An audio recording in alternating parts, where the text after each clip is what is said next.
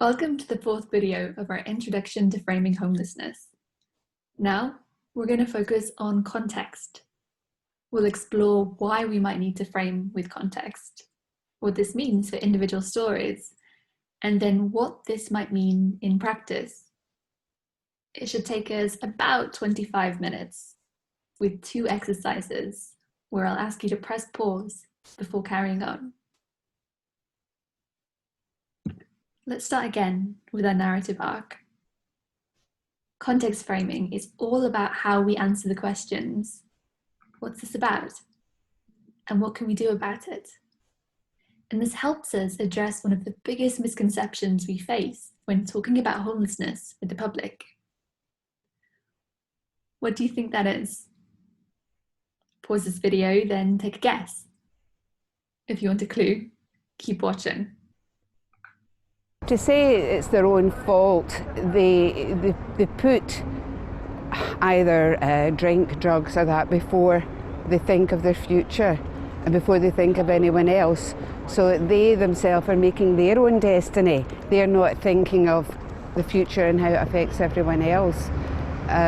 So that's why I think they've made that decision to go that way. So you know that if you don't stay on a right path, something horrible is going to happen to you.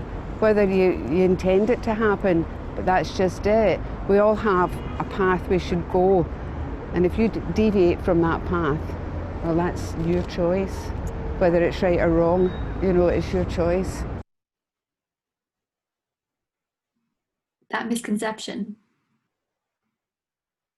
Homelessness happens because of individual choice. It's worth picking up on a few things in the video we've just seen, because the woman here recognizes that the causes of homelessness are complex. She recognizes that people who are facing homelessness are often dealing with difficult circumstances, like issues with addiction. Where she differs from the sector story is on how those circumstances came about. Who has responsibility? And so what this means for preventing and ending homelessness. There's nothing here on structural or systemic causation. So she's able to take a step back, to disengage, to conclude you can't fix human nature because bad people will always make bad choices. And when we're only telling stories through the lens of individual action and individual choice, we are reinforcing this belief. And the research shows that this is one of the biggest barriers to building support for the kind of solutions we need. We've seen a version of this slide before, the mental shortcuts that we all draw on to make sense of the world around us. What's worth stressing here is that once these shortcuts are activated, it's almost impossible for us to reverse course and think differently. To understand the context that can lead to homelessness, like poverty, rising living costs, childhood trauma, or the context that can make a precarious living situation worse. Let's refresh our memory. The first shortcut we've already covered. Homelessness happens when individuals make bad choices. The idea that we succeed or fail in life based on how hard we work, how much we try. And just like the woman we saw earlier, when the shortcut is active, we don't see systemic causes. And we don't see prevention as something that can happen. Because bad people will always make bad choices, and we can't fix human nature. The second, homelessness affects other people. Middle-aged men with an addiction, young people, and abused women. None of these groups are seen as homeless because of social factors. Instead, it's things understood as individual issues: mental illness, drug and domestic abuse. And when this shortcut is active, people not only exclude other groups at risk of homelessness, but actively stop thinking about homelessness as a social or political issue. It's just about individuals. The third, homelessness services are already available. They're just unknown or unused. And when this is active, the only solution to homelessness that makes sense is awareness raising, education. And if someone knows about these services and chooses not to use them, well, it's their choice. Our first exercise. Take a look at Sean's story. There's a copy in your workbook. Think about the mental shortcuts that it's activating, both the ones we've covered here and in earlier videos. Underline the words and phrases that activate these mental shortcuts. And when you're done, think about what this means for that big misconception we face when talking about homelessness, that it happens because of individual choice. So pause the video now and we'll talk about it more soon. Have you paused? Welcome back. There's a lot going on here, as you will have noticed. Here are a few of the phrases worth thinking about from the perspective of context. I went to rehab for heroin addiction with no explanation of why he was susceptible or exposed to addiction in the first place.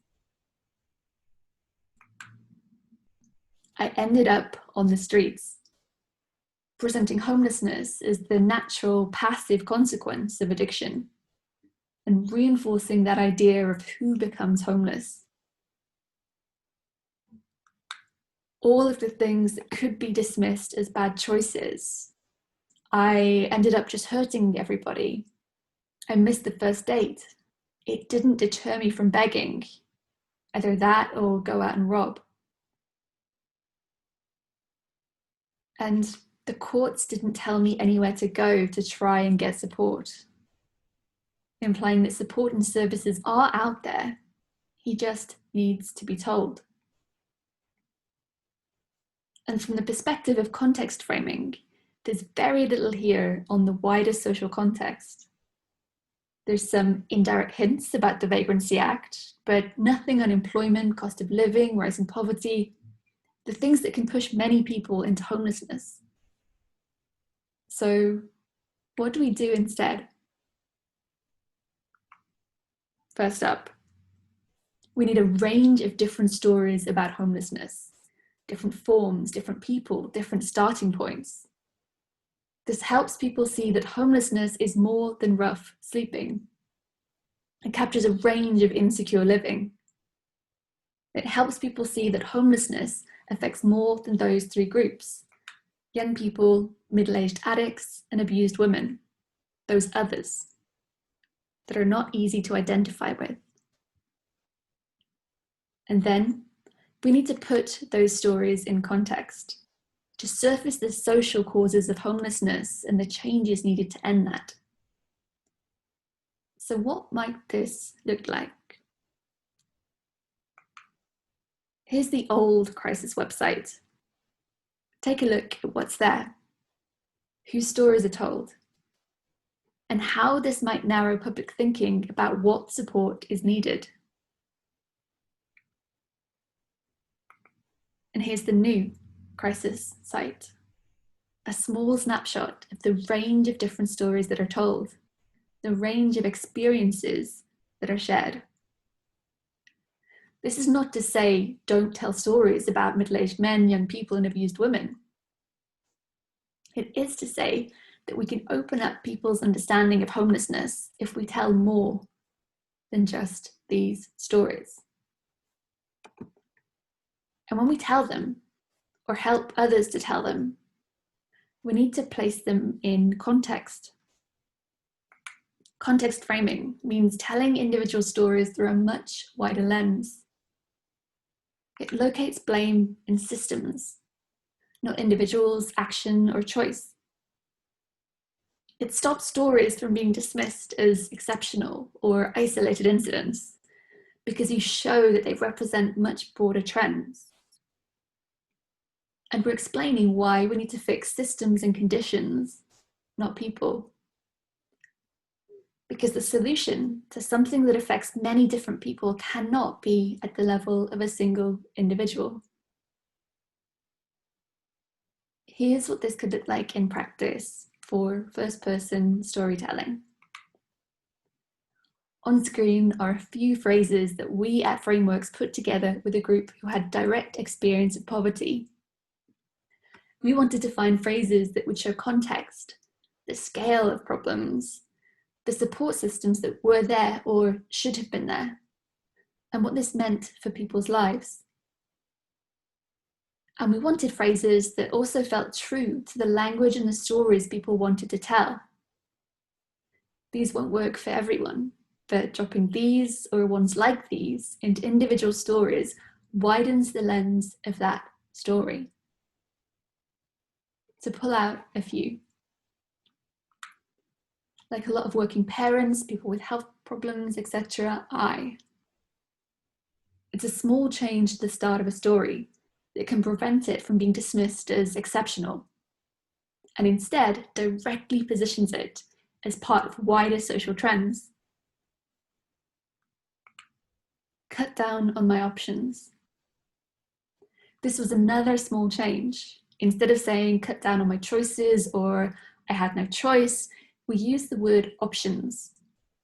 And when we talk about options instead of choices, we get people thinking about context and what is and isn't available and accessible to us, which is very different to judging an individual for making good or bad decisions. And here's what this could look like when we're telling stories in the second person. I've underlined a few phrases that bring in context. It's also using the constant pressure metaphor from our last video to get people thinking about the external forces that act on people without their control. Poverty puts pressure on people. Scott was under this kind of constant pressure. He was paying increasingly high rent on a low-paying 0-hours contract job. When he got ill, the pressure became too much and he was pushed into homelessness. Now he is sleeping on sofas and floors. His health continues to crumble. Scott's short story shows us what happens when we leave people exposed to this kind of pressure. We need to work upstream to prevent homelessness. This means fixing our jobs market so that people aren't living on 0-hours contracts. Let's go back to Sean's story from the start of this video. Pause here and take a minute to refresh your memory. Then we'll go on to our final exercise.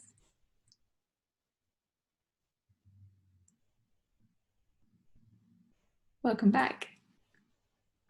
Here's another individual story.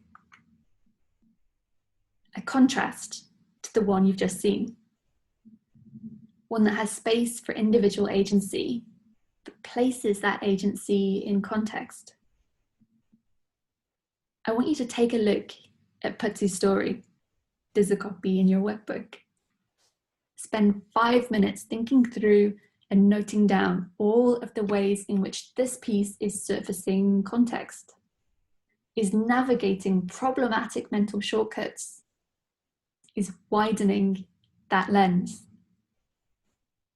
And maybe note 1 or 2 ways in which it could be improved. When you're done, think about if there's anything you might change about how your organization approaches individual stories. We'll end with a few tips on context framing in practice.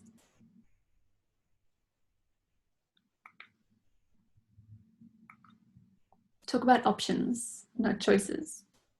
A quick win that does a lot of work for us. Name the systems and supports that improve or limit our options. Use and extend the constant pressure metaphor where it makes sense to do so. And watch out for mental shortcuts that activate individual choice. And if you only take away 3 things from this video, let them be these. Context framing draws attention to systems, not individuals. And because of this, it protects and works with the people you're working with and for. Within the wider training program, we can unpick and surface this one a bit more. And finally, it's easier than you'd think. Now, take a look at the last page in your workbook and add any good ideas or phrases you've come across today to your framing thesaurus. Next up, a recap. And as always, thank you for taking the time to work through this video.